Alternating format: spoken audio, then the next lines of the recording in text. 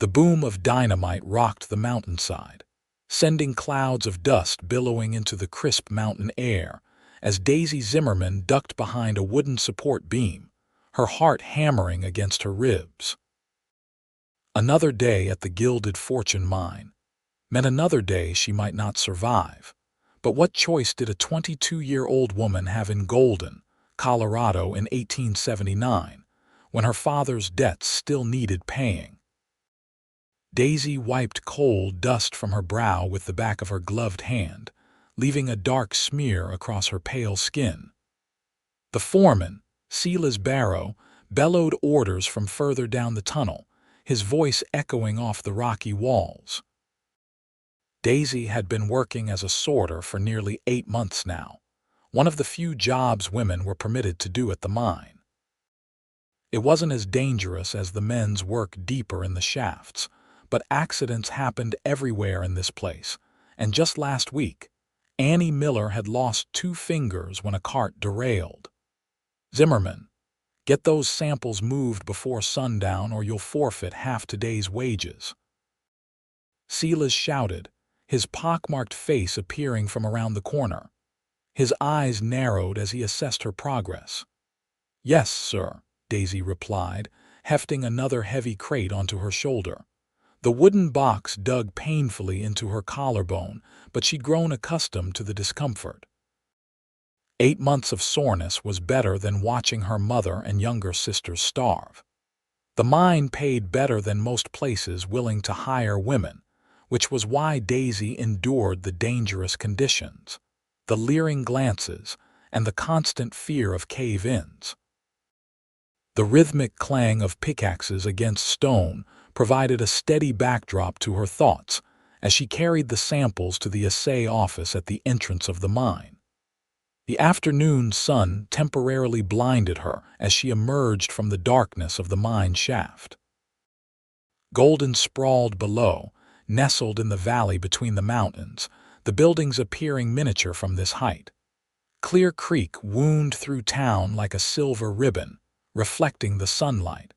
In another life, Daisy might have found the view beautiful. Careful with those, snapped Edgar Morris, the assayer, as Daisy set down her burden on his work table. "These samples need to be properly cataloged." Daisy nodded, biting back a retort.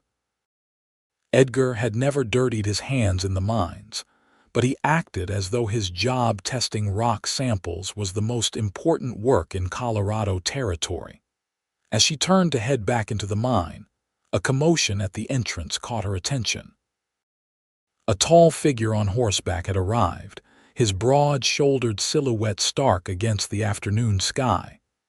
The man dismounted with fluid grace, tying his chestnut stallion to a nearby post before approaching the mine office. "Who's that?" Daisy asked Lottie Peterson, another sorter who had paused in her work to watch the newcomer. "Don't know," Lottie whispered back. "But would you look at how he carries himself? Must be somebody important." Indeed, the stranger walked with the confidence of a man who owned every inch of ground beneath his boots. His dark hat shaded his face, but Daisy caught glimpses of a strong jawline and sun-bronzed skin. Unlike most visitors to the mine, he wore no fancy Eastern suit, but rather the practical attire of a man accustomed to life in the West, a leather vest over a cotton shirt, durable trousers, and well-worn boots that had clearly seen many miles. "Back to work," Silas's voice cracked like a whip. "You women aren't paid to gawk." Daisy hurried back toward the mine entrance, but not before the stranger turned, his gaze catching hers for a brief moment. His eyes were a startling blue against his tanned skin, and something in them, intelligence perhaps, or determination, made her stomach flutter in a way that had nothing to do with fear. The rest of the day passed in a blur of dust, sweat, and aching muscles. When the whistle finally blew to signal the end of the shift, Daisy could barely straighten her back. Her blonde hair, once pulled neatly into a bun, now straggled around her face in grimy tendrils. She joined the stream of weary workers trudging down the mountain path toward town. "Did you hear the news?" Lottie fell into step beside her, her voice hushed but excited. "That man who showed up today is Grant Thornton." "Should that name mean something to me?" Daisy asked, adjusting her worn shawl around her shoulders against the evening chill. "He's bought up half the businesses between Denver and here," Lottie explained. "They say he started with nothing and made his fortune in cattle before moving into mining. Word is he's here to inspect the Gilded Fortune, might even buy it from Old Man Henderson." Daisy considered this information as they continued down the path. New ownership could mean anything: better conditions if they were lucky, unemployment if they weren't. Neither possibility seemed worth getting excited about. "Well, it makes no difference to me who signs our pittance of a paycheck," Daisy said. "I doubt Mr. Thornton will concern himself with the likes of us." How wrong she would prove to be. The following morning dawned cold and clear, the kind of autumn day that promised warmth by noon but started with frost. Daisy rose before sunrise, as usual, moving quietly so as not to wake her mother and sisters in their small two-room cabin on the outskirts of Golden. She kindled the fire and put on a pot of coffee before dressing in her work clothes, a simple cotton dress covered by a heavy apron, both patched so many times they were more mend than original fabric. She was just lacing her boots when a knock came at the door. Visitors before dawn were rare enough to be concerning. "Miss Zimmerman." A young boy stood on her doorstep, shifting from foot to foot in the cold. "Mr. Silas says all workers are to report to the yard outside the mine office this morning instead of starting your regular duties." "Did he say why?" Daisy asked, reaching for her shawl. "No, madam.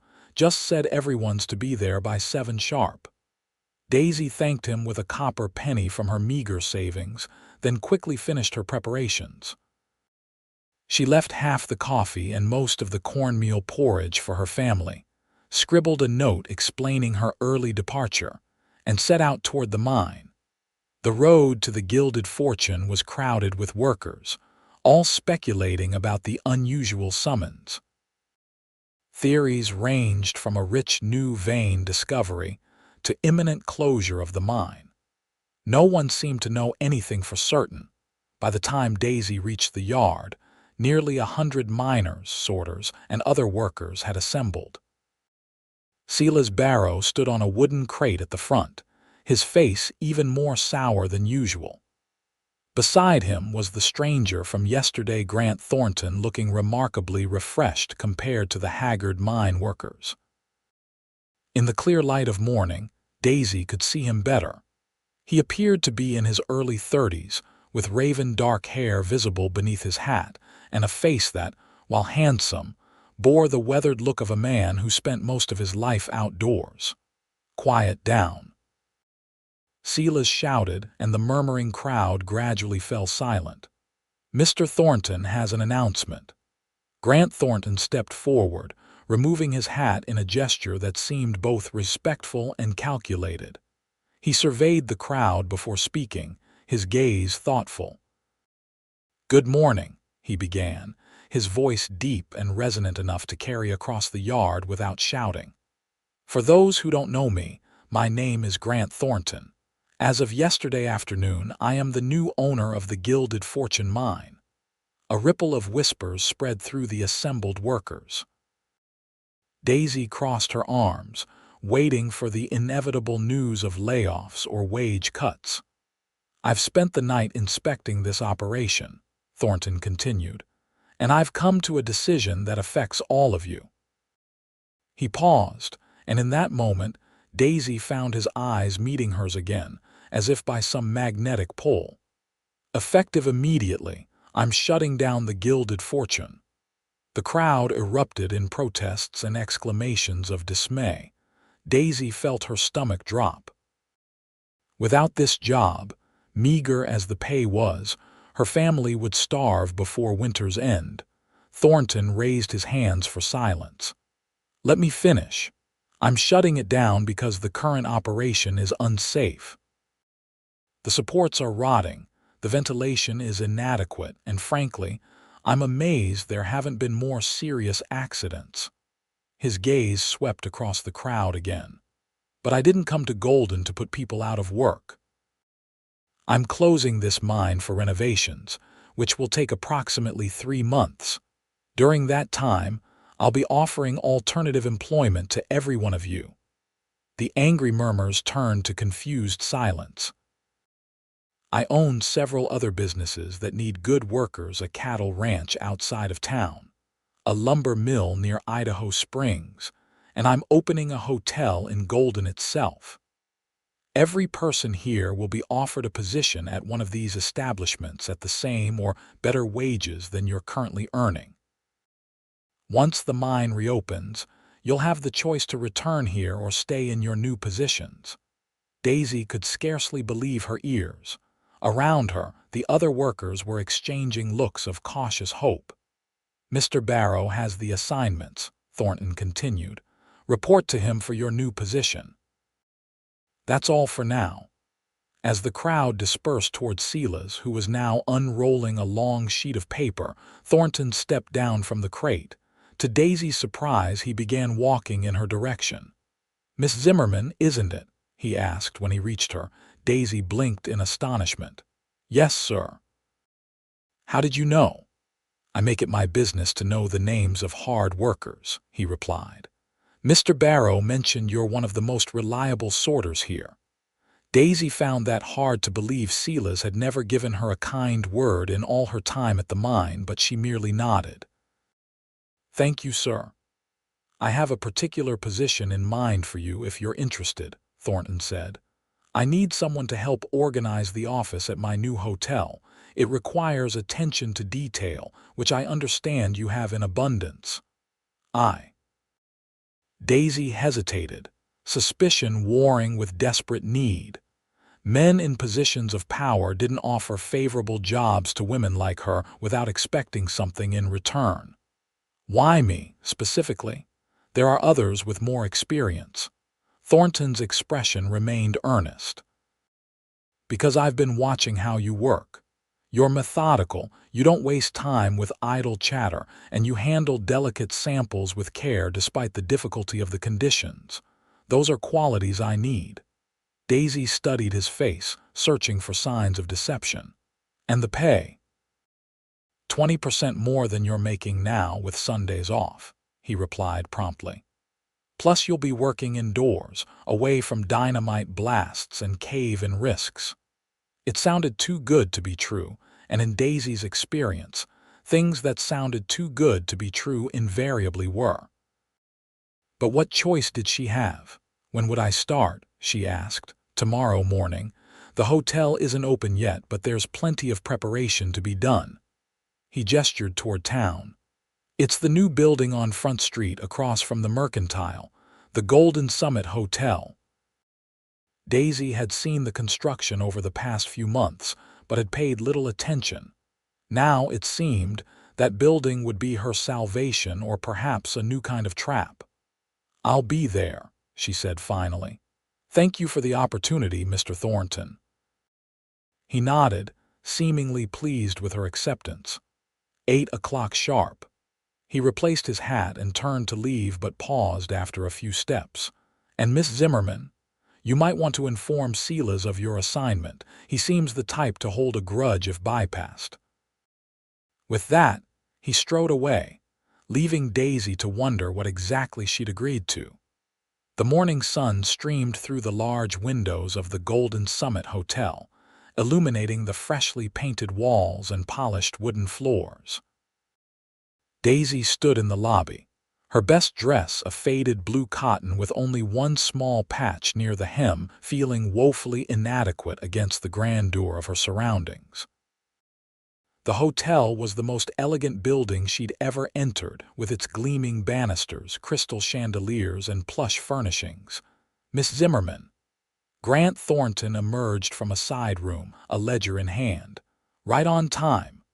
"Good morning, Mr. Thornton." She clutched her worn reticule nervously. I'm ready to start work. He nodded approvingly. Follow me. I'll show you the office. Daisy trailed behind him, acutely aware of the contrast between her shabby appearance and his immaculate attire. Today he wore a crisp white shirt, a dark vest, and trousers that, while still practical, were of noticeably finer quality than what he'd worn at the mine. The office was a tidy room at the rear of the hotel, with a large desk, several filing cabinets, and a smaller writing desk positioned near the window. "This will be your workspace," Thornton said, gesturing to the smaller desk. "I need someone to manage correspondence, keep the reservation ledger, handle the payroll for the hotel staff, and organize the various accounts." Daisy's heart sank. "Mr. Thornton, I'm afraid I may not be qualified for such responsibilities. I can read and do basic arithmetic, but I've never managed accounts or payroll." To her surprise, he smiled. "I'm aware of your educational limitations, Miss Zimmerman. I don't expect expertise on your first day. I expect willingness to learn." He pulled out a chair for her, a courtesy that momentarily stunned her into silence. She sat, smoothing her skirt nervously. "We have 3 weeks before the hotel opens," he continued. "During that time, I'll teach you everything you need to know. By the time guests begin arriving, you'll be comfortable with the system." For the next several hours, Thornton patiently explained the basics of hotel management: how to record reservations, track expenses, and calculate wages. Despite her initial apprehension, Daisy found herself absorbing the information readily. Numbers had always made sense to her, even with her limited schooling. "You're a quick study," Thornton commented as they broke for lunch. He had arranged for sandwiches to be delivered from the nearby cafe. "Have you always had a head for figures?" Daisy accepted the offered sandwich with murmured thanks. "I suppose so. My father used to say I could calculate faster than he could think." "Your father," Thornton said casually.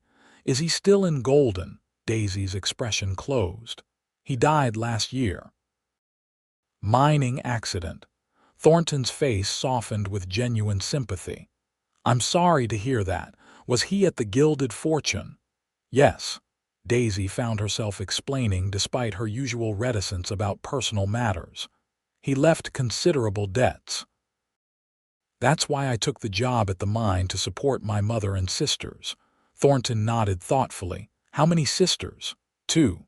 Sarah is 16 and Mary is 12. Daisy hesitated, then added, "My mother has been unwell since father's death. The doctor calls it melancholia." "So the household depends on your wages," Thornton concluded. "Yes, sir." Daisy straightened her shoulders. "Which is why I'm grateful for this position, especially at increased pay." Thornton studied her for a moment, his blue eyes unreadable. "Your dedication to your family is admirable, Miss Zimmerman. Too often in this world, people look only to their own interests." "I do what must be done," she replied simply. "As do I." He rose, gathering the remains of their lunch. "Let's continue, shall we? I'd like to show you how to prepare the weekly order for supplies." As the day progressed, Daisy found herself relaxing in Thornton's presence. Despite his obvious wealth and position, he spoke to her as an equal, valuing her questions and suggestions. By the time evening approached, she had filled several pages of a notebook with information about her new responsibilities. "That's enough for today," Thornton said finally. "You've made excellent progress. Thank you for your patience, Mr. Thornton." Daisy gathered her belongings. "I'll be here promptly tomorrow morning." "One moment," he said as she turned to leave. "There's one more thing." He reached into his desk drawer and withdrew a small cloth pouch. "An advance on your first week's wages. I know the mine paid at the end of the week, and I don't want your family to suffer in the transition." Daisy hesitated. Taking money before earning it went against her principles. "That's very kind, but I can wait until payday." Consider it a signing bonus, then, Thornton replied, placing the pouch on her desk. My other businesses operate the same way. New employees receive an advance to ease their transition. Put that way, it seemed less like charity, though Daisy still suspected he was bending the truth to spare her pride. Nevertheless, the money would mean fresh bread and perhaps some meat for her family's table tonight. Thank you, she said finally, accepting the pouch. It was heavier than expected, suggesting he'd been generous with the amount. Good night, Miss Zimmerman, Thornton said with a slight smile.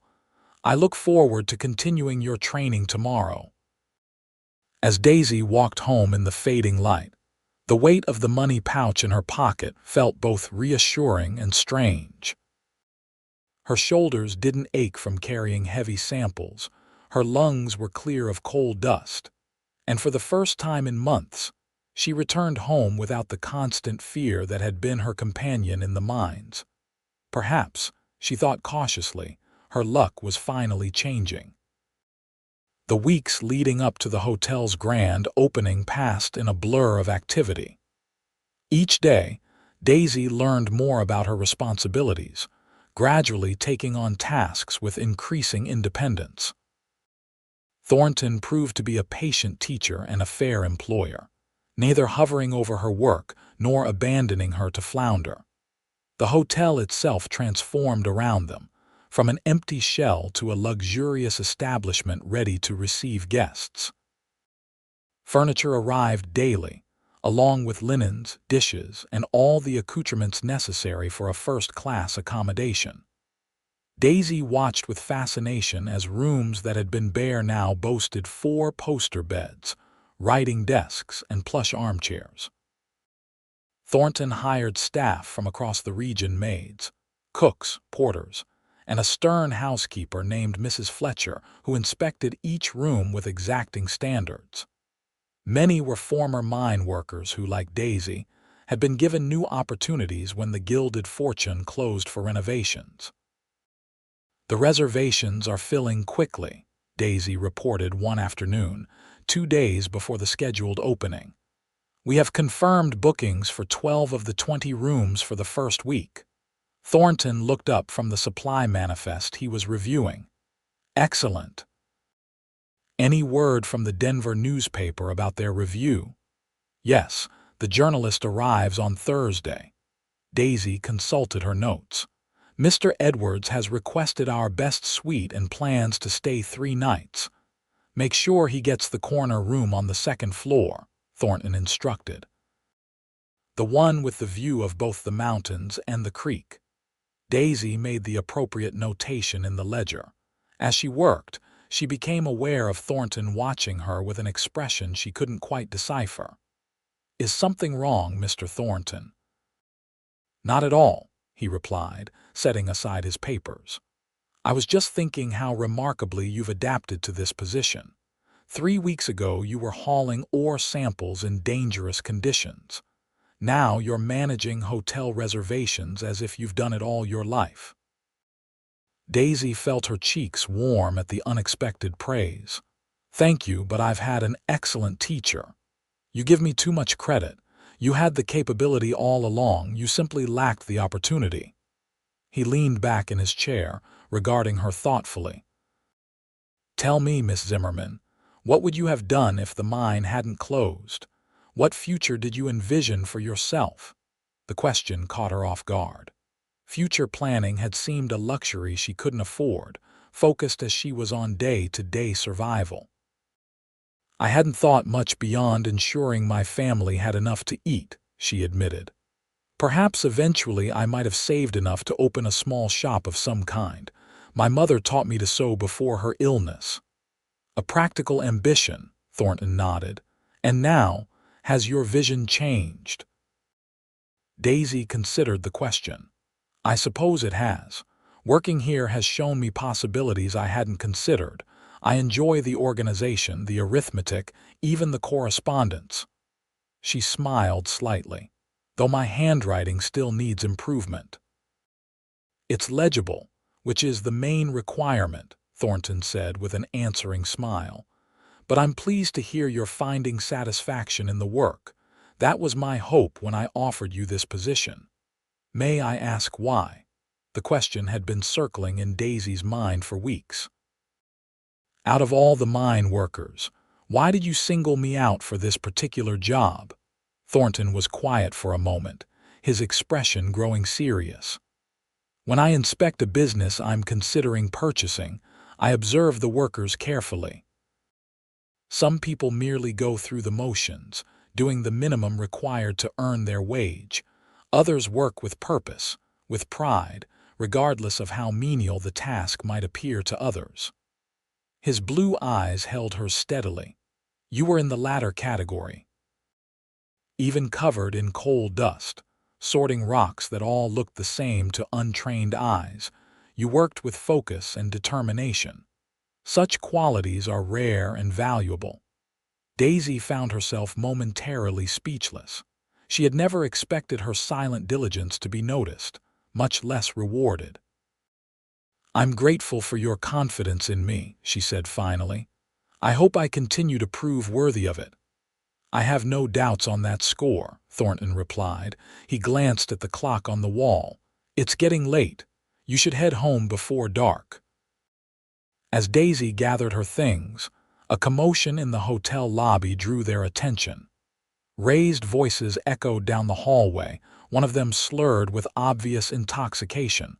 Thornton was on his feet immediately. "Stay here," he instructed, moving swiftly toward the disturbance. Daisy, of course, did no such thing. She followed at a discreet distance, peering around the doorframe to see what was happening. Silas Barrow stood swaying in the center of the lobby, his face flushed with drink and anger. Two porters hovered uncertainly nearby, clearly unsure how to handle the situation. "Thornton," Silas bellowed upon seeing Grant enter. "You self-righteous bastard. Think you can just come into town and change everything overnight?" Thornton approached calmly, his posture relaxed but alert. "Mr. Barrow, you're intoxicated. This is neither the time nor the place for whatever grievance you wish to air." "Grievance?" Silas spat on the polished floor. "You stripped me of my authority. 20 years as foreman, and now I'm supervising lumber stacking like some greenhorn." "I offered you a position commensurate with your skills," Thornton replied evenly. "If you find it unsatisfactory, you're free to seek employment elsewhere." Silas lurched forward, jabbing a finger toward Thornton's chest. "You're ruining this town with your fancy ideas. The mine worked fine before you came along." "The mine was a death trap," Thornton countered, his voice hardening. 3 fatalities in the past year alone, dozens of injuries and conditions that would shame a prison camp." "That's mining," Silas shouted. "Men die. It's the way of things." "But at least they died doing honest work, not prancing around serving tea to dandies from back east." "I think you should leave now," Thornton said, his patience clearly wearing thin. "Return when you're sober if you wish to discuss your position." Silas sneered, his gaze sweeping the lobby until it landed on Daisy in the doorway. "And look at you," he said, pointing at her. "James Zimmerman's girl, acting like a proper lady now. Your father would be ashamed to see you here instead of finishing his work at the mine." Daisy felt as if she'd been struck. The mention of her father, especially in such contemptuous terms, sent a wave of anger through her that temporarily overcame her fear of Silas. "My father would be proud that I found safer work," she said, stepping into the lobby despite Thornton's warning glance. "He didn't want to die in that mine. None of the men did. They just lacked options that Mr. Thornton is now providing." Silas's face darkened. "You ungrateful little. That's enough." Thornton's voice cut through the tension like a knife. He positioned himself between Daisy and Silas. "You will not speak to Miss Zimmerman or any of my employees in that manner. Now leave, before I have you removed." Something in Thornton's tone, a deadly calm that suggested he was entirely capable of enforcing his words, seemed to penetrate Silas's drunken haze. The former foreman took a step back, glaring at them both. "This isn't over," he muttered, but he turned and staggered toward the door. The porters hurried to open it, clearly relieved to see him go. When the door closed behind Silas, Thornton turned to Daisy. "Are you all right?" She nodded, though her hands trembled slightly. "Yes, I apologize for interfering." "No apologies necessary. You defended yourself admirably." His expression softened. "Though I would prefer you not put yourself in harm's way in the future. Barrow is a dangerous man, especially when drinking." "I'm aware," Daisy said quietly. "He was always volatile at the mine. The men feared him almost as much as they feared cave-ins." Thornton's jaw tightened. "All the more reason for the changes I'm implementing. No one should work in fear of their supervisors or their surroundings." He shook his head. "I'm sorry he brought up your father that way. It's not your fault." Daisy straightened her shoulders. "And he was wrong about my father. Dad hated the mines. He only worked there because, like me, he had no choice." Thornton studied her face for a moment, then said gently, "Let me escort you home this evening. After that confrontation, I'd feel better knowing you arrived safely." Daisy's first instinct was to refuse. She had always managed on her own, but the genuine concern in his eyes gave her pause. "If you insist," she said finally. "I do." He retrieved his hat and coat from his office. "Give me a moment to inform Mrs. Fletcher that we're leaving, and then we'll go." As they walked through the streets of Golden, the setting sun painted the mountains in shades of pink and gold. The town was settling into its evening routine, lamps being lit in windows, the saloons beginning to fill, shopkeepers locking their doors for the night. "You've lived here all your life?" Thornton asked as they made their way along Front Street. "Born and raised," Daisy confirmed. "My father came for the gold rush in '59, met my mother here and never left. The gold played out quickly, but by then they had put down roots." "It's a beautiful location," Thornton observed, glancing at the mountains rising majestically above the town. "I can understand why they stayed." "What about you?" Daisy ventured. "Where do you call home?" "Nowhere, really." A hint of sadness crossed his features. "I was born in Missouri, but my parents died when I was young. I've been moving westward ever since, first with cattle drives, then with my own ventures." "That sounds lonely," Daisy said before she could stop herself. Thornton looked surprised by her perception. "It can be," he admitted after a moment. "But it's also freeing in its way. No expectations except those I place on myself." They walked in companionable silence for a while, Daisy leading them toward the modest neighborhood where her family's cabin stood. As they approached, she saw smoke rising from the chimney and lights shining through the window, signs that her mother was having one of her better days. "This is where I live," she said, stopping at the gate of the small yard. The cabin was well maintained but clearly showing its age, with weathered logs and a roof that would need repairs before winter. Thornton surveyed the humble dwelling with an unreadable expression. "Thank you for allowing me to accompany you." "Thank you for insisting," Daisy replied with a small smile. After Silas's outburst, the company was appreciated. An awkward moment passed between them, neither quite ready to part ways. Finally, Thornton cleared his throat. "I should let you get inside. Your family is waiting." "Yes," Daisy agreed. "Good night, Mr. Thornton." "Good night, Miss Zimmerman." He tipped his hat to her. "I'll see you tomorrow." As Daisy watched him walk away, his tall figure gradually disappearing into the gathering dusk, she realized with a jolt that she was beginning to see Grant Thornton as more than just her employer. The realization was as unsettling as it was unexpected. Pushing the thought firmly aside, She opened the gate and walked toward her home, where more practical matters awaited her attention. The grand opening of the Golden Summit Hotel was an unqualified success. Guests from Denver, Boulder, and even as far as Cheyenne arrived to experience the newest luxury accommodation in the region.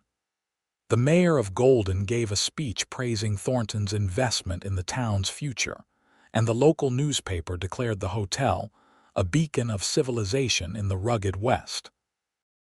Daisy found herself at the center of the activity, managing reservations, answering inquiries, and ensuring that the financial aspects of the operation ran smoothly.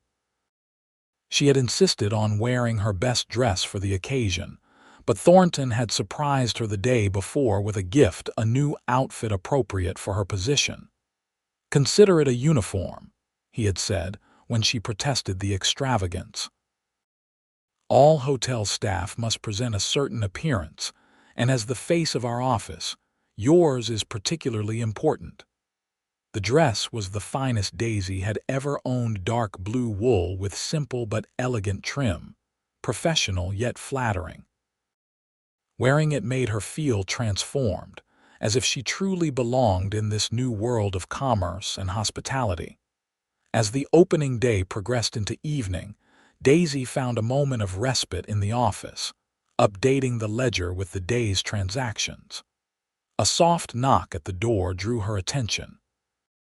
"Enter," she called, expecting one of the hotel staff with a question. Instead, Thornton appeared, looking surprisingly relaxed despite the day's pressures. He carried 2 glasses of champagne. "I thought we might toast to our success," he said, offering her one of the glasses. "The hotel is full, the reviews are positive, and much of the credit belongs to your organizational skills." Daisy accepted the glass hesitantly. "I've never had champagne before," she admitted. Thornton smiled. "Then this is an appropriate occasion for your first taste." "To the Golden Summit," he said, raising his glass. "And to new beginnings." "To new beginnings," Daisy echoed, taking a small sip. The bubbles tickled her nose, and the taste was lighter and more pleasant than she had expected. "What do you think?" Thornton asked, watching her reaction. "It's lovely," she said truthfully. "Though I imagine I could develop expensive tastes rather quickly with such introductions." He laughed, the sound warming something in her chest. "A hazard of improved circumstances, I'm afraid. Once you experience finer things, it's difficult to return to simpler ones."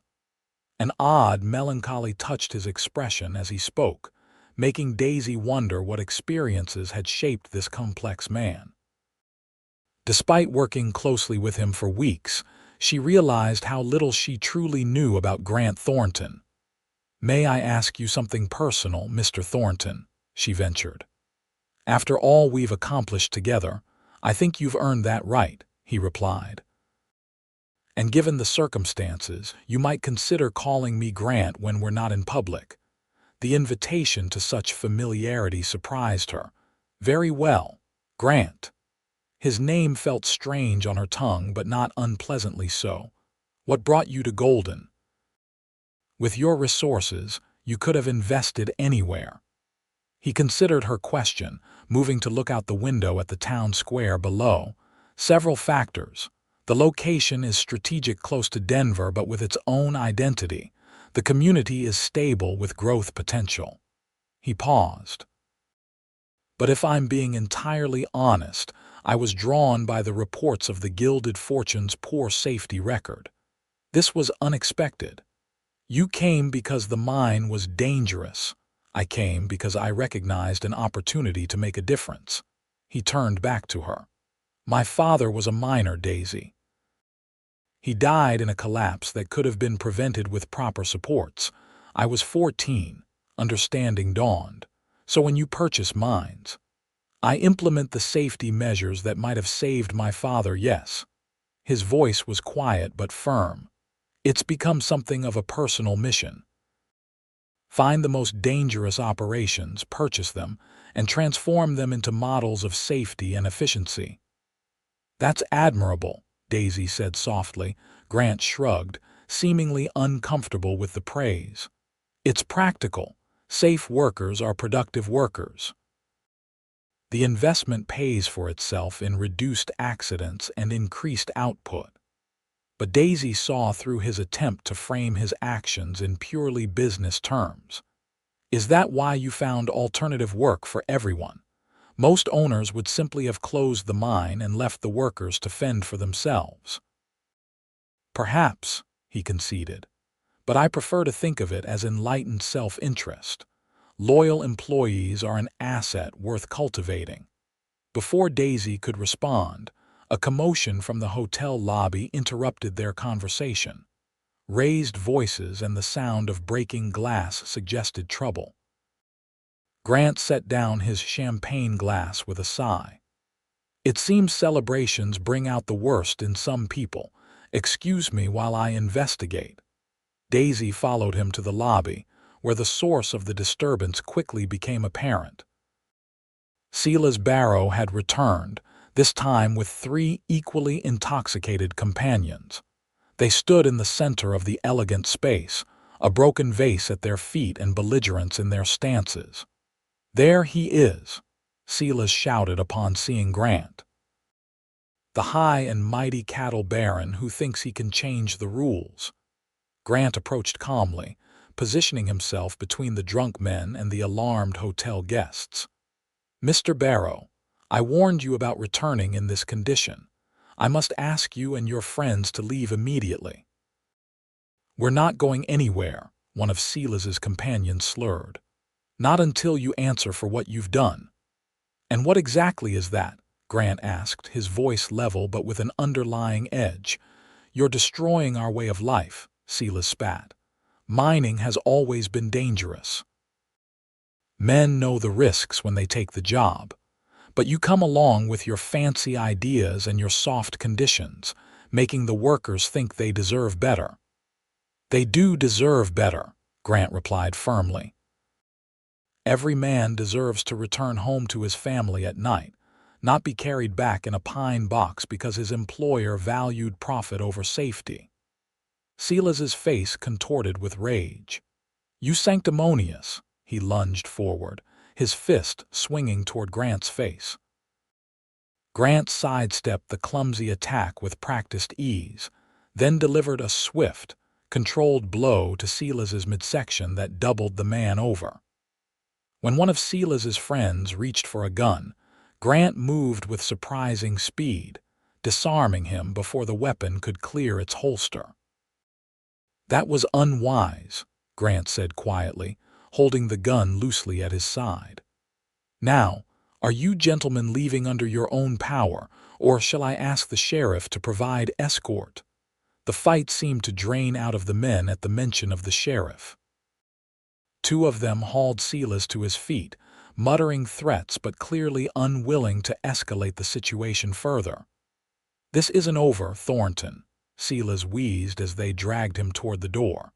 "You can't change the natural order of things." "Perhaps not," Grant acknowledged. "But I can certainly try." After the troublemakers had been removed, Grant turned to the assembled guests with an apologetic smile. "Please forgive the interruption, ladies and gentlemen. The Golden Summit Hotel takes great pride in providing a peaceful environment, and I assure you such disturbances are not commonplace." His easy manner seemed to reassure the guests, who gradually returned to their conversations. Grant handed the confiscated weapon to the hotel's security man with quiet instructions before rejoining Daisy. "Are you all right?" she asked, noting a slight redness on his knuckles from the altercation. "Perfectly fine," he assured her. "Though I fear Mr. Barrow is becoming a problem that will require more permanent resolution." "What do you mean?" "Nothing drastic," he clarified quickly. "But I can't have him threatening my businesses or my employees. I'll speak with Sheriff Miller tomorrow about options." Daisy nodded, relieved. "You handled yourself well. I wasn't expecting that I would know how to fight," Grant finished with a wry smile. The cattle business teaches a man many skills, not all of them suitable for polite company. Their conversation was interrupted by Mrs. Fletcher, who approached with an urgent matter regarding room assignments. As Grant turned his attention to the housekeeper, Daisy found herself watching him with new eyes. The man who had seemed merely a successful businessman was revealing himself to be far more complex, driven by personal tragedy, capable in confrontation, and possessed of principles that went beyond profit margins. She was beginning to understand why people followed him so readily, herself included. And that realization was becoming increasingly problematic for her peace of mind. The weeks following the hotel's opening were busy but rewarding. Word of the Golden Summit's quality spread throughout Colorado territory, bringing a steady stream of guests.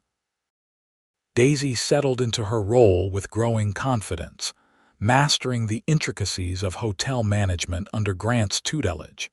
She saw less of him as autumn deepened toward winter. The renovation work at the Gilded Fortune required much of his attention, and he frequently traveled between his various businesses. When they did work together, however, Daisy found herself increasingly aware of him not as her employer, but as a man. His smile, the timbre of his voice, the way his presence seemed to fill a room without effort. Such thoughts were dangerous, she knew. Grant Thornton occupied a different world from hers, despite his humble beginnings. He moved among the territory's influential citizens, while she remained a miner's daughter whose recent rise in circumstances couldn't erase the realities of her position. Still, she couldn't help noticing how his eyes lingered on her sometimes, or how he found reasons to extend their working sessions into the evening hours. Once or twice, their hands had brushed while exchanging documents, and the brief contact had sent an unexpected warmth through her fingers. On a crisp November morning, Daisy arrived at the hotel to find Grant waiting in the office, studying a large map spread across his desk. "Good morning," she greeted him, hanging her shawl on the coat rack. "I didn't expect you back from Denver until tomorrow." "I concluded my business early," he replied, looking up with a smile that seemed particularly warm. "And I have news that couldn't wait. The safety improvements at the mine are progressing ahead of schedule. We may be able to reopen before Christmas." "That's wonderful," Daisy said, genuinely pleased for the workers who had chosen to return to mining. "Will you be hiring additional staff?" "Yes, though with stricter safety protocols and better equipment, we'll need fewer men to produce the same output." He gestured to the map. "I'm planning a new ventilation system that should reduce the risk of gas buildup considerably." Daisy moved closer to examine the drawing, conscious of Grant's proximity as he pointed out various features. The map showed the mine's tunnels in intricate detail, with new additions marked in red ink. "These exhaust shafts will create a continuous airflow," he explained, his finger tracing a line that ran from the main tunnel to the surface. "And we're installing gas detection systems based on a British design." "You've put tremendous thought into this," Daisy observed. "It's important to get it right." His voice softened. "Every safety measure represents a life potentially saved, a family that won't experience what mine did." Without thinking, Daisy placed her hand on his arm. "Your father would be proud of what you're doing." Grant looked at her hand, then up at her face, surprise and something deeper reflected in his blue eyes. "I hope so," he said quietly. For a moment they stood frozen in a tableau of unexpected intimacy. Then, with visible effort, Grant stepped back, clearing his throat. "I also wanted to discuss your position once the mine reopens." The abrupt change of subject left Daisy momentarily disoriented. "My position?" "Yes. As you know, I promised all workers they could return to the mine if they wished." He straightened some papers on his desk, not quite meeting her eyes. You've proven yourself invaluable at the hotel, but I don't want to presume. If you prefer to return to your previous work, that option remains open. The idea of returning to the mine, even a safer version, was so far from Daisy's desires that she almost laughed. Mr. Thornton Grant, I have no wish to return to sorting ore. My work here is far more satisfying if you're content with my performance. Relief visibly crossed his features. More than content. In fact, I was hoping you might consider expanding your responsibilities. He hesitated, then continued with unusual formality. The hotel is running smoothly enough that I need to turn my attention to other ventures. I'm considering purchasing additional properties in the region, which will require me to travel frequently. I see, Daisy said, trying to ignore the disappointment that accompanied the thought of seeing him even less frequently. During my absences, the hotel will need competent management. Mrs. Fletcher handles the domestic aspects admirably, but the business operations require someone with your particular talents. He finally met her gaze directly. I'd like to promote you to assistant manager with a corresponding increase in salary. Daisy stared at him in disbelief. Assistant manager. But I've only been here a few months, and I have no formal training.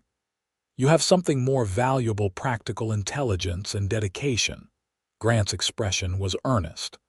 I've entrusted you with increasingly complex tasks, and you've met every challenge. The position would include additional training, of course, and I would be available for consultation when difficulties arise. The opportunity was beyond anything Daisy had imagined for herself, yet doubt gnawed at her. People will talk, she said softly. A woman in such a position, especially one with my background. Let them talk, Grant replied firmly. I don't make business decisions based on society's expectations, and neither should you. The question is whether you want the position and feel capable of handling it. Did she? The responsibility would be enormous, but so would the opportunity.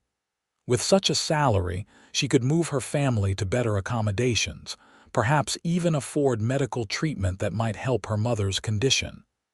Yes, she said finally. I accept with gratitude. Grant's face broke into a smile that transformed his features. Excellent.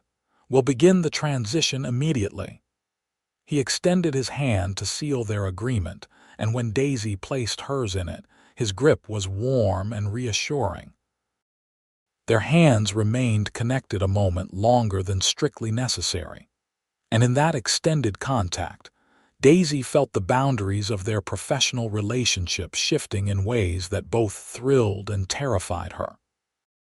Winter descended on Golden with a vengeance, bringing heavy snowfall and bitter temperatures. The Gilded Fortune reopened 2 days before Christmas, as Grant had predicted, with a ceremony that drew most of the town to witness the transformation. The mine now boasted reinforced tunnels, improved lighting, ventilation systems, and strict safety protocols that were revolutionary for the region. For Daisy, the reopening was a symbolic closing of one chapter in her life. Though she attended the ceremony in her official capacity as hotel assistant manager, she felt no nostalgia for her former workplace. The mine represented necessity and hardship. The hotel offered opportunity and growth. Her new position kept her busier than ever, especially as winter travel conditions reduced Grant's presence in Golden. He had purchased 2 additional hotels in nearby towns and was negotiating for a third in Denver, expanding his business empire with characteristic efficiency. When he did return to Golden, usually for 3 or 4 days at a time, the hotel seemed to come alive with his energy. Daisy tried to maintain professional distance during these visits, but found it increasingly difficult. Grant had a way of seeking her company beyond what business required, inviting her to dine with him to discuss hotel matters. extending their evening meetings with conversations about books or current events, finding reasons to consult her on decisions that surely didn't require her input. For her part, Daisy found herself anticipating his arrivals with an eagerness that both embarrassed and exhilarated her. She took extra care with her appearance on days he was expected, and found herself storing up observations and stories to share with him. One snowy evening in late January, Daisy was working late in the office, reviewing the monthly accounts. The hotel was quiet, most guests having retired early due to the inclement weather. A gentle knock at the door announced Grant's presence. "Still at work?" he asked, entering with 2 steaming cups. "I brought coffee. Mrs. Peterson just made a fresh pot." "Thank you," Daisy said gratefully, accepting the offered cup. "I wanted to finish these accounts before tomorrow." Grant settled into the chair across from her desk, a reversal of their original positions that still sometimes struck Daisy as surreal. Anything concerning in the numbers? Quite the opposite. December's profits exceeded projections by nearly 15%. She pushed the ledger toward him. The holiday season brought more travelers than anticipated, despite the snow. "Excellent work." He glanced at the figures, then looked up at her with evident pride. "The Golden Summit's success is largely your doing, Daisy." She flushed at the praise. "Hardly. You created this establishment, set its standards, hired its staff. I merely help maintain what you built." "You do far more than that," Grant insisted.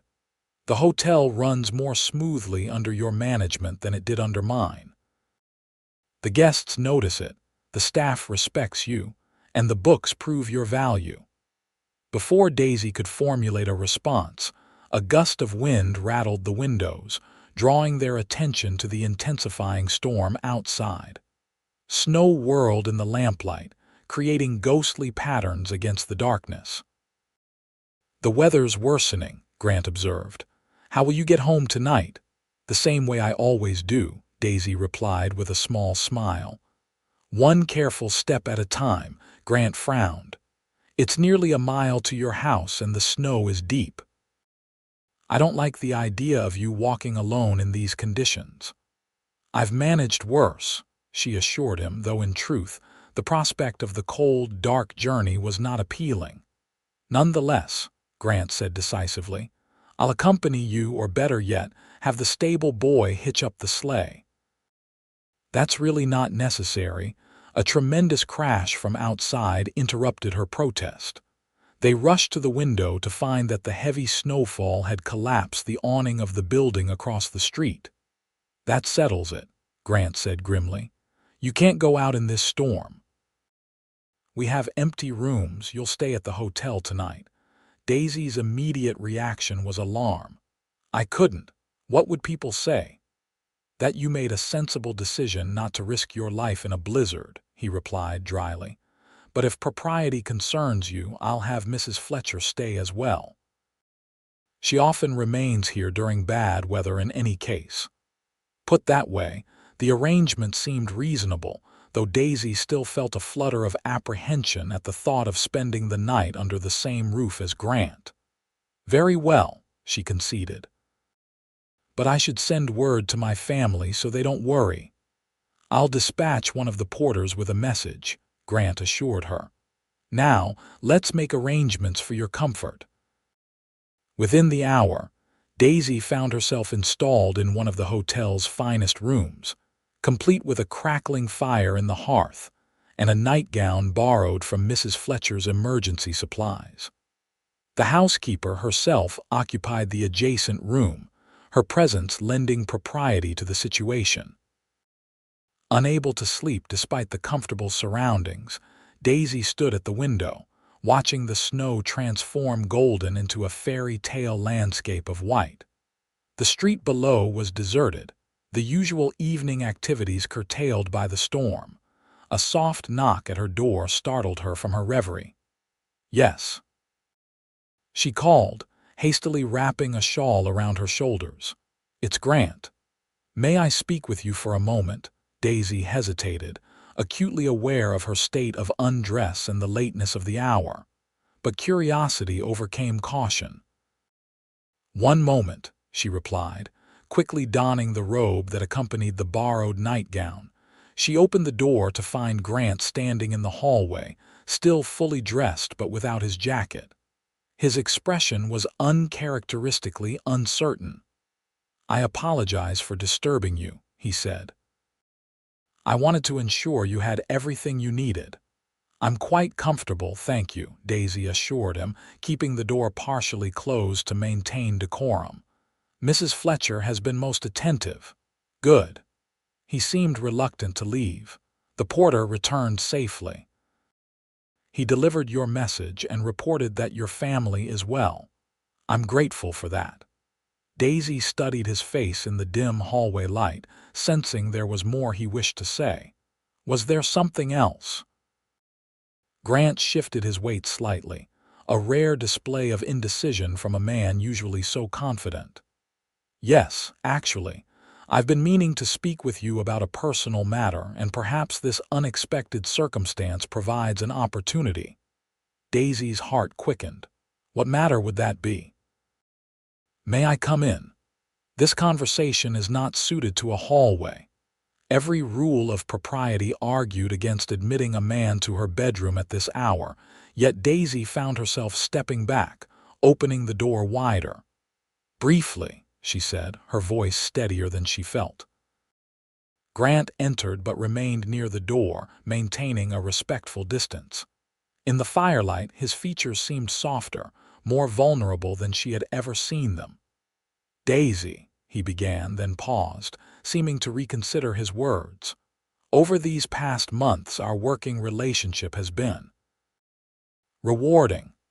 "I agree," she said when he didn't immediately continue. "I've learned a great deal from you. And I from you," he said with surprising earnestness. "Your perspective, your diligence, your compassion, they've changed how I approach my businesses, my responsibilities." "I'm pleased to have had a positive influence," Daisy replied, uncertain where this conversation was leading. Grant took a deep breath. "What I'm trying to say, rather poorly, is that my feelings for you have grown beyond professional admiration or even friendship. I find myself thinking of you constantly, even when I'm away on business. I look for reasons to return to Golden sooner than planned, simply to see you again." Daisy stood frozen, scarcely breathing as his words registered. "Mr. Thornton, Grant, I don't know what to say." "You needn't say anything now," he assured her quickly. "I understand this is unexpected, perhaps unwelcome. I only wish to be honest about my feelings before they became impossible to conceal." "Unwelcome," Daisy echoed, finding her voice at last. "No, not unwelcome. Surprising, yes, and complicated." "Because I'm your employer," Grant finished, his expression grave. "I've wrestled with that reality, Daisy. The last thing I would ever want is for you to feel pressured or obligated in any way." "It's not just that," she said softly. "Though that is a consideration. It's also the difference in our circumstances, our backgrounds. You move in circles I can barely imagine." Grant stepped closer, though still maintaining a proper distance. "You think I care about such things? I was born poorer than you, Daisy. My father was a miner, my mother took in washing. Everything I have, I built from nothing. But now you have it," she pointed out. "You're a man of substance, of influence. I'm a miner's daughter with minimal education and no social standing." "You're the most intelligent, capable, determined woman I've ever known," Grant countered with sudden intensity. "Any deficiencies in your formal education are more than compensated by your practical wisdom and quick mind. As for social standing," he made a dismissive gesture. "Out here a person stands on their own merits, not their pedigree." His words warmed her, yet doubt lingered. "Even so, there would be talk. People might think I'd used improper means to secure my position." "Let them think what they will," Grant said firmly. Those who matter know your worth." Daisy looked away, overwhelmed by the emotions his declaration had unleashed. Part of her wanted to throw caution to the wind, to acknowledge the feelings she had been suppressing for weeks. Another part feared the consequences of such an admission for her reputation, her independence, her family's security. "I need time," she said finally. "This is more than I expected tonight," Grant nodded, accepting her response without visible disappointment. "Of course. Take all the time you need. My feelings won't change, Daisy." He moved toward the door, then paused with his hand on the knob. "Whatever you decide, please know that your position here is secure. I value you as a colleague regardless of any other considerations." "Thank you," Daisy whispered. "Good night, Grant." "Good night, Daisy." After he left, Daisy sank onto the edge of the bed, her mind whirling with possibilities both thrilling and terrifying. Sleep would be impossible now, with Grant's words echoing in her thoughts and her own unspoken feelings demanding acknowledgement. Outside, the storm continued to transform Golden, covering old tracks and creating a blank canvas for new beginnings. Morning brought clear skies and a transformed landscape. The storm had dropped nearly 2 feet of snow overnight, bringing Golden to a temporary standstill as residents dug out doorways and cleared paths.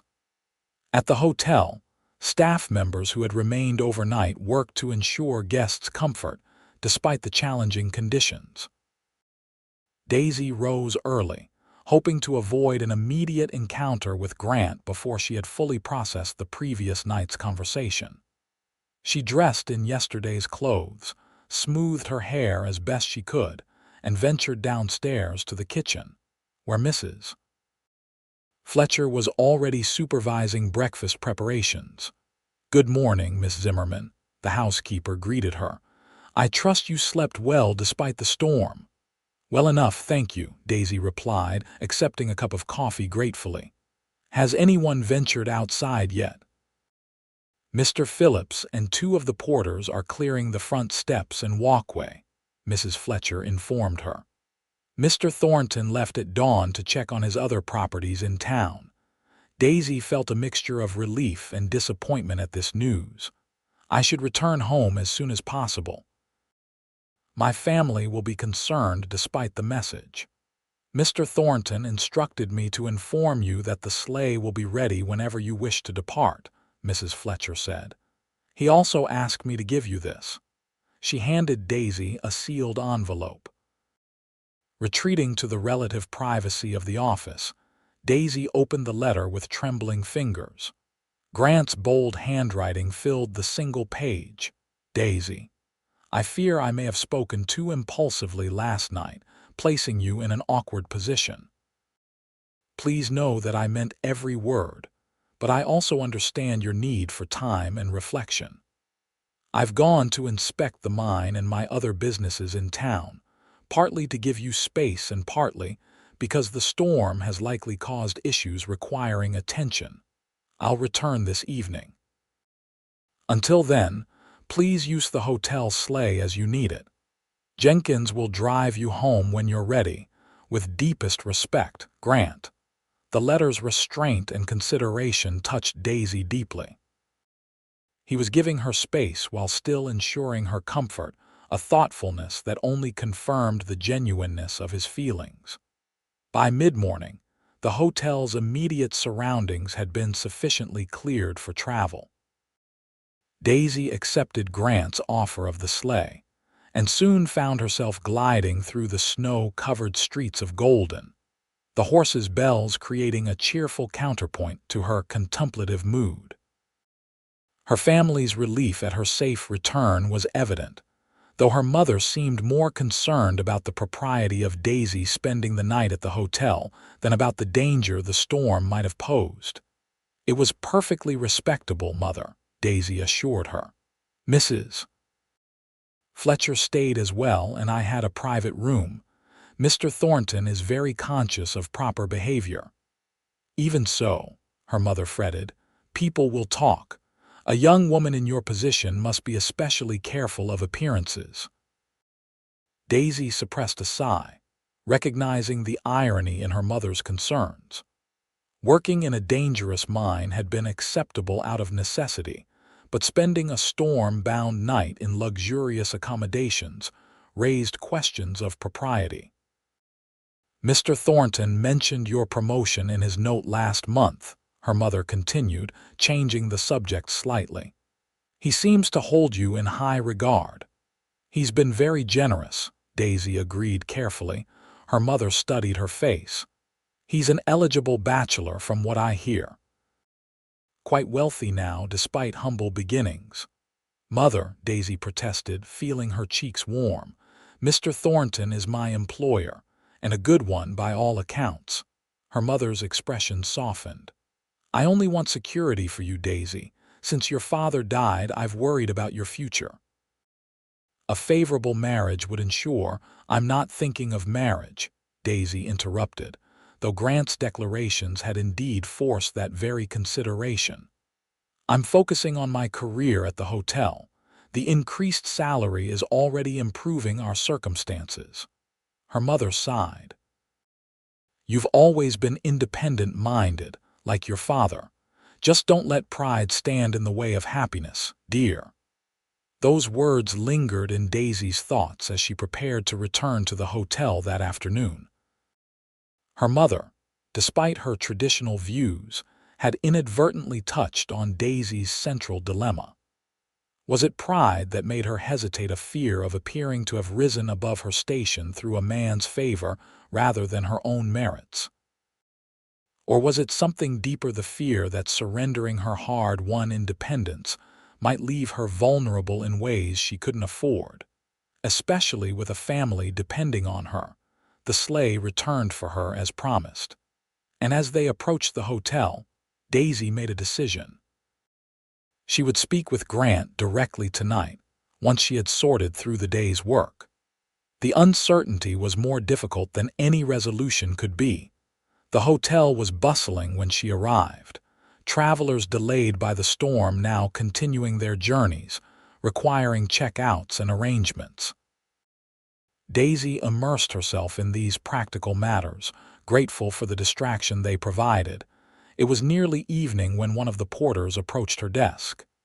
Miss Zimmerman, there's a gentleman asking to see you, says it's urgent. Daisy's heart quickened, assuming Grant had returned earlier than expected. Where is he? In the lobby, madam.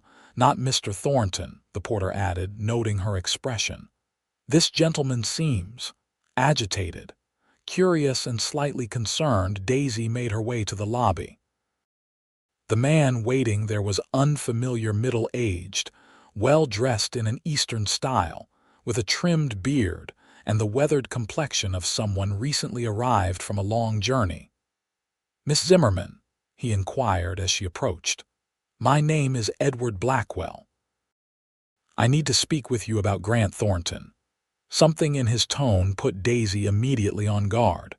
Mr. Thornton is not currently available. Perhaps I can help you. It's you I need to speak with, Blackwell insisted. Privately, if possible. The matter concerns your relationship with Thornton. Daisy stiffened. I don't see how my professional association with Mr. Thornton is any concern of yours, Mr. Blackwell. Professional, of course. His tone suggested skepticism. Miss Zimmerman, I represent certain business interests in Denver that have been affected by Thornton's recent acquisitions. Before matters progress further, there are facts you should be aware of. Reluctantly, Daisy led him to a small meeting room off the lobby, leaving the door ajar for propriety. Please be brief, Mr. Blackwell. I have duties to attend to. I'll come directly to the point, Blackwell said, remaining standing. Grant Thornton is not what he appears to be. His business practices in other territories have been questionable at best, predatory at worst. He buys struggling businesses, extracts their value, and abandons them. Daisy's first instinct was to defend Grant, but caution held her tongue. What evidence do you have for these allegations? Substantial documentation, Blackwell claimed. But more relevant to your situation is his pattern with female employees. He has a history of elevating young women to positions beyond their qualifications, obtaining their loyalty and affection, then discarding them when he moves to new ventures. The insinuation was clear, and it struck at the heart of Daisy's insecurities. I find that difficult to believe, Mr. Blackwell. I'm sure you do, he replied with false sympathy. They all did. Ask him about Margaret Howard in Cheyenne or Elizabeth Daniels in Salt Lake City. Both were in positions remarkably similar to yours, until they weren't. Daisy maintained a composed exterior while her mind raced. The names meant nothing to her, but the scenario Blackwell described played on doubts she had already harbored. Had Grant's declarations been sincere or part of a pattern she hadn't recognized? If your concern is truly for my welfare, she said carefully, I thank you for it, but I prefer to form my own judgments based on direct experience. Blackwell sighed. As you wish. But when Thornton moves on, and he will move on, Miss Zimmerman, remember that you were warned. He withdrew a card from his pocket and placed it on the table. Should you wish to discuss this further, I'll be at the Western Hotel for 3 more days. After he departed, Daisy remained in the meeting room, her thoughts in turmoil. She had no reason to trust this stranger, yet his words had found purchase in soil already prepared by her own insecurities. Could Grant's interest in her be part of a calculated pattern? His business success suggested strategic thinking, careful planning. What if she represented just another acquisition, another asset to be developed and eventually liquidated? These dark thoughts accompanied her through the remainder of the day. By the time Grant returned to the hotel that evening, Daisy had constructed a wall of professional courtesy around herself, determined to maintain emotional distance until she could verify or disprove Blackwell's claims. Grant noticed the change immediately. Is something wrong? He asked when they met in the office. You seem reserved. Just tired, Daisy replied, avoiding his gaze. The storm disrupted many arrangements that needed sorting today. He studied her face, clearly unconvinced. Daisy, if this is about last night, no, she interrupted. Well, perhaps partially. I've had much to consider. Grant's expression softened. Of course, I didn't expect an immediate response. There's something else, Daisy said, deciding directness was the only fair approach. A man named Edward Blackwell came to see me today. He made some unsettling claims about your business practices and about your history with female employees. Grant's face went very still, a muscle twitching in his jaw. I see. And did you believe these claims? I don't know what to believe, Daisy admitted. I know you as my employer, as a man who has shown kindness and fairness, but I know nothing of your life before Golden. Blackwell, Grant said the name like a curse. He works for Harrison Mining Consortium, a company that uses methods I've actively opposed. They've been trying to undermine my operations for years. He ran a hand through his hair in frustration. What specifically did he say? Daisy hesitated, then repeated Blackwell's insinuations and the names he had mentioned. As she spoke, Grant's expression darkened. Margaret Howard was my assistant in Cheyenne, yes, he acknowledged when she finished. She left my employ to marry a banker and moved to St. Louis. Elizabeth Daniels managed my lumber interests in Utah until her father's illness called her home to Philadelphia. Both remain in correspondence with me and would be appalled at Blackwell's implications. So there was never any romantic involvement, Daisy asked, hating the question but needing the answer. No, Grant said firmly. Never. My feelings for you, Daisy, are unique in my experience. That's what makes them so unsettling to me and why I finally spoke of them last night. Relief washed through Daisy, followed quickly by shame for having doubted him.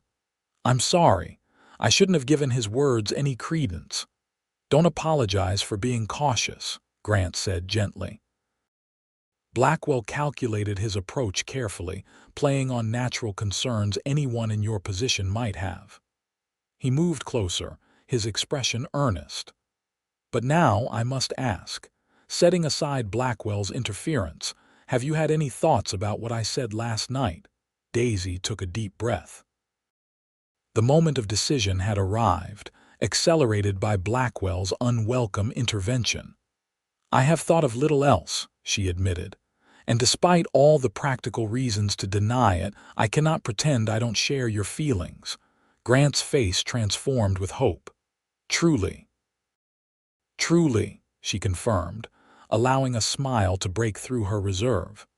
"Though I still have concerns about how such a relationship might affect my position here, my reputation in town, my family's situation."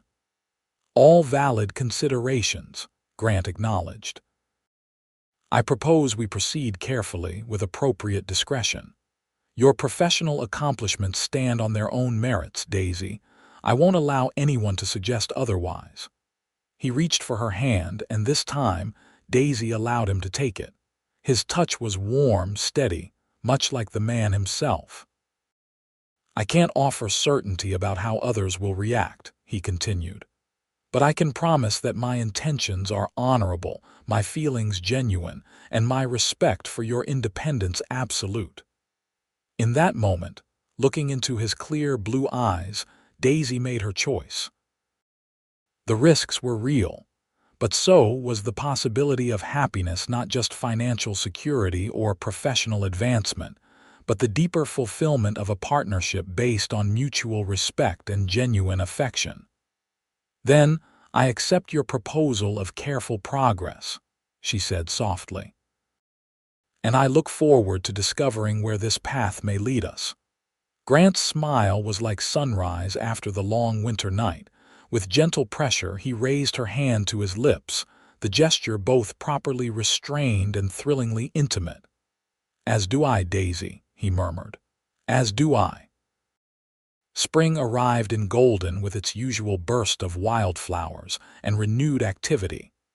The mountains shed their snowy mantles gradually, revealing the vibrant green of new growth. In town, businesses opened doors and windows to the fresh air, and construction projects resumed after the winter pause. For Daisy, the changing season brought personal transformations as significant as those in the landscape. Her relationship with Grant had developed slowly but steadily over the winter months, conducted with the discretion they had agreed upon but growing deeper with each shared conversation, each small discovery about one another. They had established a routine of weekly suppers at the hotel's private dining room, ostensibly to discuss business matters but increasingly devoted to more personal exchanges. Grant spoke of his childhood in Missouri, his years driving cattle across the plains, his gradual accumulation of knowledge and capital that led to his current enterprises. Daisy shared stories of her father, her dreams of education that had been curtailed by financial necessity, her hopes for her sister's futures. In March, Grant had formally called at Daisy's home, presenting himself to her mother with impeccable manners and evident sincerity. Mrs. Zimmerman, initially overwhelmed by his position, soon warmed to his unpretentious nature and clear admiration for her daughter. Now, as April yielded to May, their courtship had become known throughout Golden, generating the expected mixture of gossip, envy, and approval. Some questioned the propriety of a businessman courting his employee. Others noted the natural progression from professional respect to personal regard. Daisy found herself caring less about these opinions as time passed. The genuineness of Grant's affection was evident in countless small ways: his attentiveness to her family's needs, his unwavering support for her continued professional growth, his patience when her own insecurities occasionally resurged. The Gilded Fortune Mine, meanwhile, had become a model operation under Grant's ownership. No serious accidents had occurred since its reopening, and production had actually increased despite the more stringent safety measures. Workers who had once viewed mining as a necessary evil now spoke of their employment with pride, citing conditions superior to any other operation in the territory. On a particularly beautiful May afternoon, Grant invited Daisy for a ride into the foothills surrounding Golden. "The hotel can spare you for a few hours," he insisted when she hesitated. "Mrs. Fletcher has everything well in hand." Unable to resist the combination of perfect weather and Grant's persuasive smile, Daisy agreed. They set out in a light buggy, following the road along Clear Creek before turning onto a less traveled path that wound upward into the pine-scented hills. "Where exactly are we going?" Daisy asked as the town disappeared from view behind them. "There's a spot I discovered last autumn," Grant replied, handling the reins with practiced ease. "I've been waiting for the right day to show it to you." The narrow track eventually opened onto a small meadow ringed by aspen trees, their new leaves shimmering silver-green in the breeze. Beyond the meadow, the land fell away sharply, providing a spectacular view of Golden and the plains stretching eastward toward Denver. "It's breathtaking," Daisy exclaimed as Grant helped her from the buggy. "I thought you would appreciate it." He spread a blanket on a patch of grass and produced a small picnic basket from beneath the buggy seat. Mrs. Peterson prepared some refreshments. They settled on the blanket, the panoramic vista before them, and the scent of wildflowers surrounding them. Grant poured coffee from a flask and offered Daisy fresh bread and cheese. "This is quite the contrast to our first meeting," Daisy observed, accepting a cup. "Me covered in coal dust, you inspecting a dangerous mine shaft." Grant smiled at the memory. "I noticed you even then, you know. The way you worked with such focus, such care, despite the difficult conditions." "I was simply doing what was necessary," Daisy demurred.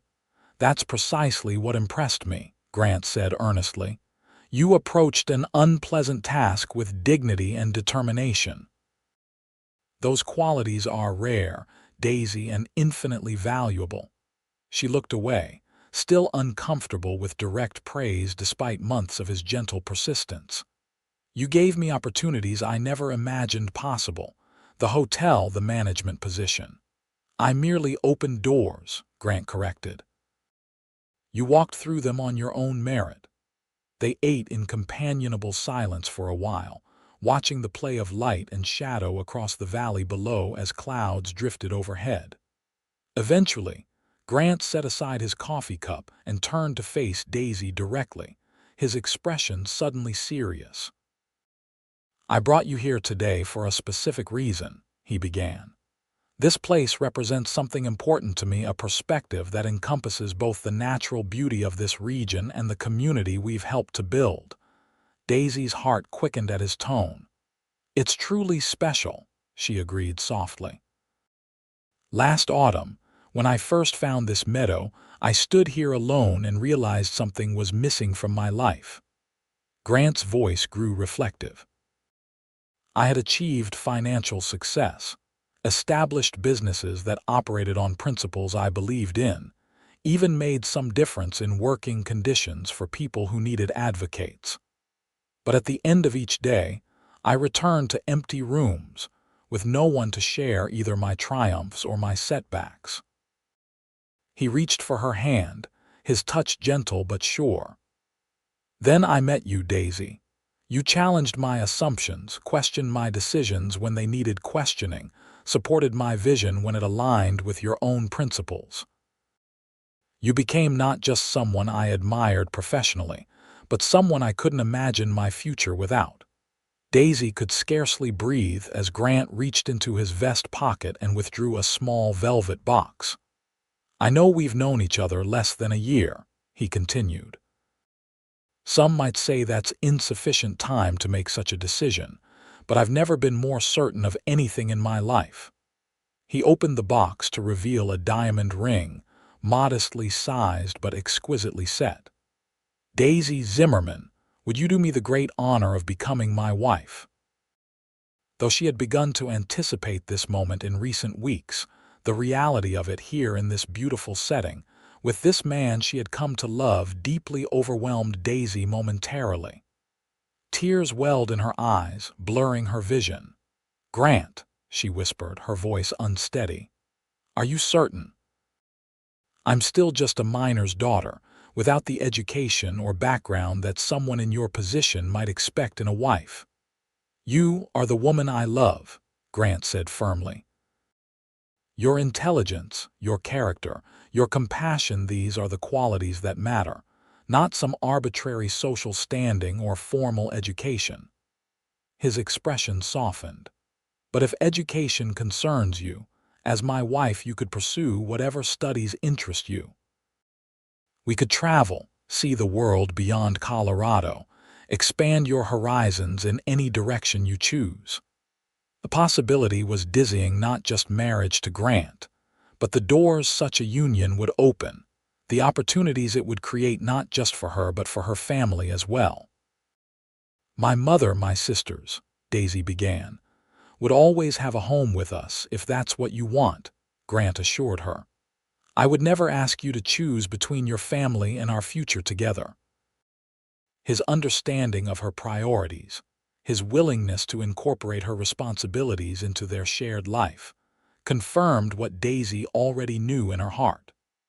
Grant Thornton was not merely a good man or a successful businessman, but the perfect partner for her, complementing her strengths, supporting her through her weaknesses, respecting her independence while offering the partnership she had never known she wanted. "Yes," she said finally, her voice growing stronger with certainty. "Yes, Grant, I will marry you." His face illuminated with joy as he slipped the ring onto her finger. Then, with a gentleness that belied his strength, he drew her into his arms for their first real kiss, a tender meeting of lips that sealed their commitment and promised a future brighter than either could have imagined when they first met in the dusty confines of the Gilded Fortune Mine. The wedding of Grant Thornton and Daisy Zimmerman took place on a perfect June day, with Clear Creek providing a melodious backdrop to the ceremony held in Golden's newly completed park. The entire town seemed to attend, from former mine workers to Denver businessmen, all witnessing the union of two people whose partnership had already transformed their community. Daisy wore a gown of ivory silk, simpler than fashion dictated but elegant in its clean lines and exquisite fabric. Her sisters served as attendants, their young faces glowing with excitement at their roles in this momentous occasion. Mrs. Zimmerman, healthier than she had been in years thanks to treatment from a Denver specialist Grant had consulted, watched with proud tears as her daughter began a new chapter. The celebration continued well into the evening with dancing and feasting at the Golden Summit Hotel. As darkness fell, lanterns illuminated the garden where tables had been arranged, creating a magical atmosphere of warmth and conviviality. "Mrs. Thornton," Grant murmured as they shared a quiet moment away from the festivities. "How does it feel?" Daisy smiled up at her husband, still adjusting to both the title and the reality it represented. "Surreal," she admitted. "Wonderful, but surreal. A year ago, I was sorting ore and worrying about making rent payments. And now," Grant prompted, his arms encircling her waist, "now I'm married to the most remarkable man I've ever known," she said softly, "planning a future I never dared imagine." That future began with a wedding journey to San Francisco, where Daisy experienced her first sight of the ocean, her first opera, her first taste of cuisines from around the world. Grant delighted in her discoveries, seeing familiar things anew through her appreciative eyes. They returned to Golden after a month to find the hotel thriving under Mrs. Fletcher's temporary management, and work progressing on the new house. Grant had commissioned a comfortable residence on the outskirts of town with ample room for Daisy's family and the children they hoped to have. The transition from hotel manager to wife of a prominent businessman required adjustments. Daisy found herself invited to social functions, where once she would have been serving refreshments, consulted on charitable initiatives by women who had previously overlooked her existence, introduced to visitors from the East as an example of frontier refinement. Through it all, Grant remained her anchor, never expecting her to abandon her practical nature or adopt airs inappropriate to her background. He encouraged her to continue her involvement with the hotel's operations, valuing her business acumen and administrative skills, even as their personal relationship deepened.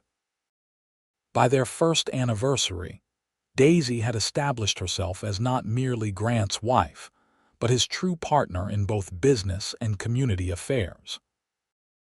Together, they expanded the safety initiatives beyond the Gilded Fortune to other mines in the region, established a fund for injured workers and their families, and began planning a school specifically designed to provide advanced education for young women with limited means. "You've started a revolution in mining safety," Daisy observed one evening as they reviewed reports from operations throughout Colorado Territory. "The accident rate has decreased by nearly 60% in mines that have adopted your methods." Grant looked up from the papers spread across their study table, his expression thoughtful. "We've started a revolution," he corrected. "Your insights regarding ventilation systems saved lives in the Henderson operation last month." Daisy acknowledged the compliment with a smile. Their habit of sharing credit had become so natural that sometimes she forgot how unusual it was in a time when wives were expected to remain in domestic spheres. "I've been thinking," she said, setting aside her ledger. "The educational fund we established is doing good work, but it's limited in scope. What if we created something more permanent, a proper school for girls who would otherwise lack access to advanced learning?" Grant's face lit with interest. "A school focused on practical education as well as academic subjects, mathematics, business principles, sciences." "Exactly," Daisy nodded eagerly. "The kind of education that would have made such a difference in my own life had it been available." "It's an excellent idea," Grant agreed. "We could start with a building here in Golden, perhaps eventually expand to other towns if the model proves successful." Their discussion continued late into the evening, the initial concept evolving into detailed plans for curriculum, staffing, and funding. This was the pattern of their marriage: ideas shared, refined through mutual consideration, then implemented with characteristic thoroughness. When autumn came again, bringing the second anniversary of their first meeting, Grant surprised Daisy with a visit to their special meadow in the foothills. The aspen trees had turned golden, creating a shimmering backdrop to the familiar view. "I have something for you," he said, producing a small package wrapped in silver paper. "A commemoration of sorts." Daisy unwrapped it to find a framed photograph of the Gilded Fortune Mine, taken recently to show the improvements that had transformed the once dangerous operation into a model of industrial safety. "I thought it fitting," Grant explained, "the place where our story began. Where you rescued me from dangerous conditions and hired me elsewhere," Daisy said with a smile, remembering those early days with fondness now that they were safely in the past. "I didn't rescue you," Grant corrected gently. "I recognized your value and offered you an opportunity." "You saved yourself, Daisy, through your own intelligence and determination. I merely opened a door." Daisy leaned against his shoulder, the photograph in her hands representing not just a business transformation, but a personal one, the journey from survival to prosperity, from isolation to partnership, from fear to confidence. "Well, I'm grateful for the door," she said softly. "And even more grateful for the man who stood behind it."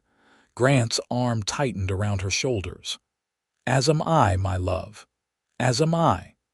Below them, golden spread in peaceful prosperity, the town they had helped to build thriving in the autumn sunshine.